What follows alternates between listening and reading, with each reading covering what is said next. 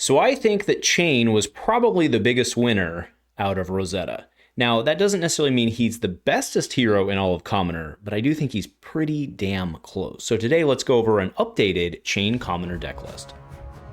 A huge shout out to our channel members for supporting what we do here. If you want to get involved with the channel and the Dice Commando community, please consider joining as a channel member. Remember, these videos are only possible with your support. You can show that support with a like, a subscribe, and by leaving us a comment and sharing your feedback. Community first, and go Commando. Hey there, my flesh and blood friends. Welcome back to Dice Commando, and go again, a fabulous cast for another installment of Dice Commando here on the channel where we talk, that's right, Commoner, generally midweek, and today we're talking Chane. Now, I don't think it's a huge reach to say that the Runeblade class in general was the biggest winner for the Commoner format out of Rosetta. Those first, 2-3 days, actually maybe only like 1 to 2 days of spoiler season, we got all the commons dropped and some of the rares, but all of them, almost all of them, really, really, really good. And it was very clear to me from the beginning that Chane, who's someone who has won several of the gold foil events out of the UK and has been pushing, not really better than Aria historically, but can push and compete with. But now we got a whole bunch of new toys. So specifically, which ones am I talking about? Well, the big ones. Hit the High Notes, which is essentially another Shrill, right? Or it's a cheaper budget Shrill, and it's not really budget Shrill. It does really good things. Doesn't get to +3, +2, it costs 1. In fact, you could actually do both of them the same turn. Really, really, really, really good. We also got Dreadwood Dirge, which lets you, if you desire to, pop a shackle, burn a shackle, whatever you want to say, go back a turn in terms of how many cards you're chucking, and creating 3 rune chants. And guess what? It's a non-attack. Rosetta likes those. Also, a lot of your cards trigger off of having played a non-attack, like Bounding Demagon, Riftbind, all that sort of stuff. And you're creating damage while you do it, and you're buying yourself more time with shackles. Seemed pretty darn good. And then the other one, which I want to give a huge shout out to Anthony Gallaran. I've been trying to figure out how to get this card to fit into the deck, because that's actually an issue we'll have with the deck that we'll talk about in a second. Issue we have, or I've had with the deck, is there's so much good stuff in the deck, right? Trying to find room to get all the stuff in I want. And I really, talked to him, and he's like, dude, you just have too many blues. And that was the answer. I was actually playing blue Rune Ravager Swarm. I'd taken it out for Whispers.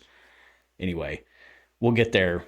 But we now have that in, because that card is amazing as well. Not that you would play it off of a shackle. You'd play it as a follow-up to the card you shackled to. But hey, it's another 3 goes. It's more wide. Doesn't hurt you when it's in your drink. Good, good, good. Not good. Great stuff. So let's go ahead and hop over to the list. So my deck, I have Chane, of course. We have Aether Ironweave, because that thing is absolutely phenomenally insane. Battle-worn 1, well, let's pull it up. Battle-worn 1, and then if you've done an NA and an A, you get 2 resources, which in itself is pretty good. Goliath Gauntlet, because that works with Shrill. Good old Rosetta Thorn, and I love how, shout out to Fabry, I love how Fabry has changed the art. It is now the gorgeous, gorgeous Marvel Rosetta Thorn, which I totally know I'm going to pull in my case. It's going to happen this weekend, right? Right? Probably not. Either way. Now, Shroud of Darkness is the helm that I've landed on. We do have some sideboard helms, but this one does have Blood Debt. But you can chuck it for 2. It works at the right times. And then, of course, Snapdragon Scalers, because that's what we need for sometimes to do that extra wide turn. Right, so now let's go into the deck. Now, this is actually just a straight up upgrade. It's actually the same link. It's the same deck that we talked about closing in on a year ago, to be honest with you. Closing on a year ago is actually the same deck list. Well, it's not same deck list, it's same deck link, but updated. So we have 6 copies of Bounding Demagon, 6 copies of Riftbind, okay, rainbows of that. Those are still there. But we've added in now, in addition to obviously the 6 copies of Shrill Skullform, which is just a absolute crazy good play off of a blue, and this into Rosetta, right? Even if you don't get the non-attack on there, creating the shackle, really, really, really strong. But now we have 6 copies of Hit the High Note. So you see here out of the gate, we've got 1, 2, 3, 4, 5 because of Seeds of Agony, right? Because why would you not play that whole thing? Coming out of your banish zone, potentially throwing in an Arcane on top of whatever you're playing. So you've got 5 6s. Your deck starts filling up real quick, real quick. So what I have in the balance here, we have Dreadwood Dirge. Okay. We have Ghostly Visit for still that 1/4 out of the drink, which is an unconditional, right? Does not need the non-attack. Do note, of course, that Bounded Demagon requires a non-attack. Riftbind actually doesn't, but Riftbind is extremely low rate if you have not played a non-attack, right? So if you at least get one of them, that comes out to be a 1/4, which is, is fine. So to that point, we have Minnowism and Nimbleism, just generally +3s. Both of those do not work on Shrill.